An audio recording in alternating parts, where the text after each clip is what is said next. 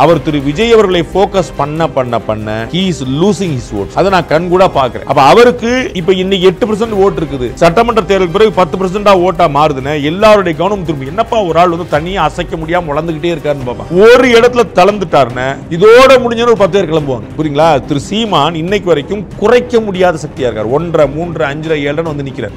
அது கிராஃப் வந்து ஏறிக்கிட்டே இருக்கு. இந்த 7ங்கிறது 9 மாறி நின்னுச்சு அப்படின்னா எல்லாரும் சந்தோஷப்படுவாங்க, எல்லாரும் கவனிப்பாங்க, அவருக்கான வேல்யூ கூடும், ஷீட் ஷேரிங் கூடும், கூட்டணிக்கான விஷயங்கள் நடக்கும். அந்த 7ங்கிறது திரும்பி 5 மாறிச்சு 6 மாறிச்சுன்னா சீமானுக்கு சரிவு அப்படின்னு அது வந்து அவருக்கு நல்லது இல்லை, அது வரக்கூடாதுன்னு நான் நினைக்கிறேன். திரு சீமான் அவர்கள் திரு விஜய் அவர்கள் விமர்சனம் பண்ணி பேசுறதுனால இவருக்கு சரி வருதா, அல்லது நீங்க சொன்ன மாதிரி அந்த 35 லட்சம் அப்படிங்கிறது கம்மியாயிடுச்சுன்னு அவர் ஃபீல் பண்றாரு, ஏன்னா அவர் கட்சியில் இருக்கக்கூடிய உறுப்பினர்களோ அவங்க வந்து கட்சி தாவல் பண்ணுறாங்க, அந்த பக்கமாக போகிறாங்க. இன்ஃபேக்ட் மதுரை மாநாட்டில் கூட அவங்க நாம் தமிழர் கட்சியிலேருந்து சில பேரும் பேசியிருந்தாங்க, பேட்டி எல்லாமும் கொடுத்துருந்தாங்க. இப்போ இதெல்லாம் பார்த்ததுனால அவருக்கு ஒரு ப்ரெஷர் உண்டாயிடுச்சோ, அதனால் அவர் நாம் தமிழர் கட்சியிலேருந்து எத்தனை பேர் போனாலும் ஓட்டு குறையாது. ஏன்னா அவர்கிட்ட கட்டமைப்பே கிடையாது. நாம் தமிழரில் கட்டமைப்பே கிடையாது.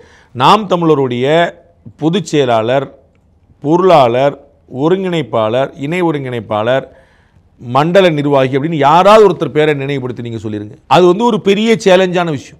அதில் வந்து ஒரு ஆள் நமக்கு வந்து பிடிக்க முடியாது. நமக்கு தெரிஞ்ச 2 முகம் நம்ம என்ன சொல்லலாம், சாட்டை துரைமுருகன் இருக்காரு, இடும்பாவனம் கார்த்திக், அந்த 2 பேருடைய போஸ்டிங்குமே உங்களால் சொல்ல முடியாது, என்னாலையும் சொல்ல முடியாது. உங்களுக்கு புரியுங்களா? இடும்பாவனம் கார்த்திக் என்ன போஸ்ட்டில் இருக்கிறாரு, சாட்டை துரைமுருகன் என்ன போஸ்ட் எனக்கு தெரியாது. அந்த கட்சி ஒரு நபரையும் அவருடைய சித்தாந்தத்தையும் நம்பி இருக்கக்கூடிய கட்சி. அப்போ அவருக்கு ஓட்டு செதறது அப்படின்னா அது சித்தாந்தத்துக்கும் அவருக்குமான வீழ்ச்சி மட்டுமல்ல, அது ஒட்டுமொத்த வீழ்ச்சியாக மாறி நிற்கும். அப்போ நம்ம என்னென்னா நீங்கள் வேற ஒரு பெரிதினும் பெரிதுகள் தான் வேற ஒரு ஃபோக்கஸில் நிற்கும் போது அது வந்து நிற்கும். விஜய் அவர்கிட்ட தான் இந்த கட்சியோட ஓட்டு போயிருக்குன்னு சொல்ல முடியாது. ஏற்கனவே சொல்லலாம், அதிமுகவுடைய ஓட்டு எங்கே போச்சுன்னு. அதிமுகவுடைய ஓட்டு ஒரு இடத்துக்கு போல, அதிமுகவுடைய ஓட்டு பாஜகவுக்கு போயிருக்கு, நாம் தமிழருக்கு போயிருக்கு, தாவேகாவுக்கு போயிருக்கு, இப்படி வேற வேற கட்சிகளுக்கு போகும். அவர் திரு விஜய் அவர்களை ஃபோக்கஸ் பண்ண he is losing his votes. அதை நான் கண்கூடா பார்க்கிறேன். அப்ப அவருக்கு இப்ப இன்னைக்கு 8% ஓட் இருக்குது. சட்டமன்ற தேர்தல் பிறகு 10% ஓட்டா மாறுதுனே எல்லாரோட கவனம் திரும்பி என்னப்பா ஒரு ஆள் வந்து தனியா அசைக்க முடியாம வளர்ந்துகிட்டே இருக்காருன்னு பாப்பா. ஒரு இடத்துல தளர்ந்துட்டாருன்னா இதோட முடிஞ்சன ஒரு 10 பேர் கிளம்புவாங்க. புரியுங்களா? திரு சீமான் இன்னைக்கு வரைக்கும் குறைக்க முடியாத சக்தியா இருக்கார். 1.5 3 5 7 வந்து நிக்கிறார். அது கிராஃப் வந்து ஏறிக்கிட்டே இருக்கு. இந்த 7ங்கிறது 9 மாறி நின்னுச்சு அப்படின்னா எல்லாரும் சந்தோஷப்படுவாங்க, எல்லாரும் கவனிப்பாங்க, அவருக்கான வேல்யூ கூடும், ஷீட் ஷேரிங் கூடும், கூட்டணிக்கான விஷயங்கள் நடக்கும். அந்த 7ங்கிறது திரும்பி 5 மாறிச்சு 6 மாறிச்சுன்னா சீமானுக்கு சரிவு அப்படின்னு அது வந்து அவருக்கு நல்லது இல்லை, அது வரக்கூடாதுன்னு நான் நினைக்கிறேன். திரு சீமான் அவர்கள் திரு விஜய் அவர்கள் விமர்சனம் பண்ணி பேசுறதுனால இவருக்கு சரி வருதா, அல்லது நீங்க சொன்ன மாதிரி அந்த 35 லட்சம் அப்படிங்கிறது கம்மியாயிடுச்சுன்னு அவர் ஃபீல் பண்றாரு, ஏன்னா அவர் கட்சியில் இருக்கக்கூடிய